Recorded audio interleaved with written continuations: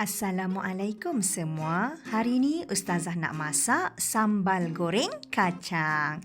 Kacang ni kita gandingkan bersama dengan ikan bilis goreng dan juga belacan. Memang menambah-nambahlah nasi kan?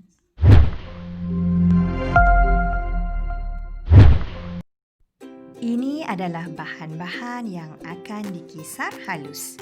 4 biji cili merah, 4 ulas bawang merah, 2 ulas bawang putih, 2 biji buah keras yang telah pun digoreng terlebih dahulu, sedikit belacan dan 5 biji cili padi dikisar dengan sedikit air dan ketepikan. Seterusnya, 200 gram kacang buncis dipotong serong. Kalau kawan-kawan nak gunakan kacang panjang pun boleh juga ya. Tetapi Ustazah lebih suka gunakan kacang buncis. 1 biji tomato dihiris nipis. Ustazah gunakan buah tomato yang segar untuk menghasilkan rasa masam pada sambal goreng. Jadi kita tak perlulah masukkan lagi air asam jawa. Panaskan kuali dan masukkan 1 cawan minyak masak. Kita akan goreng kacang buncis terlebih dahulu. Setelah minyak panas, masukkan kacang buncis. Kacang ni kita goreng tak lama ya, lebih kurang 1 minit dah cukup untuk menghasilkan warna hijau kacang yang masih segar. Setelah 1 minit, bolehlah terus diangkat. Kacang ni dah masak ya dan masih rapuh. Macam ni memang sedap. Nampak tu?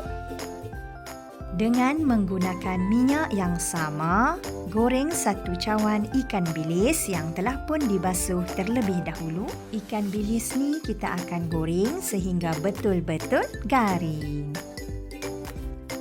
Setelah garing, bolehlah terus diangkat dan ditoskan. Ketepikan dahulu. Seterusnya, keluarkan separuh minyak gorengan tadi dan tinggalkan lebih kurang setengah cawan sahaja ya.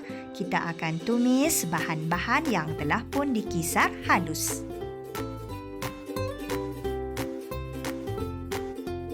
Masukkan tomato yang dihiris nipis tadi. Kita akan masak tomato bersama dengan bahan-bahan kisar sehingga betul-betul masak. Tutup dulu tudung kuali supaya tidak merecik. Kawan-kawan perlulah kacau sesekali ya semasa proses memasak ni supaya tidak berkerak di bahagian bawah dan juga tidak hangit. Nampak tu ada juga hangit sikit. Kita akan masak cili sehingga naik minyak.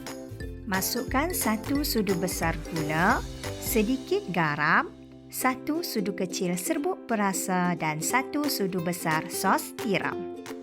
Gaul-gaulkan sebati sehingga semua bahan perasa larut.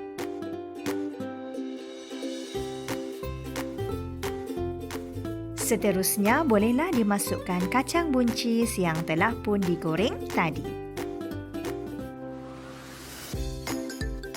Kemudian, masukkan ikan bilis.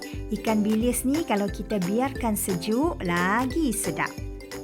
Terus kacau goreng sehingga semua bahan sebati, kacang dan ikan bilis disaluti dengan sambal. Sambal goreng ni dimasak kering ya dan tidak berkuah. Dah pun berbau harum satu rumah. Bolehlah sediakan nasi. Kawan-kawan, jangan lupa tahu, cuba resepi ni. Mudah kan? Sebelum tu, jangan lupa tekan butang subscribe di bawah. Terima kasih. Sambal goreng siap.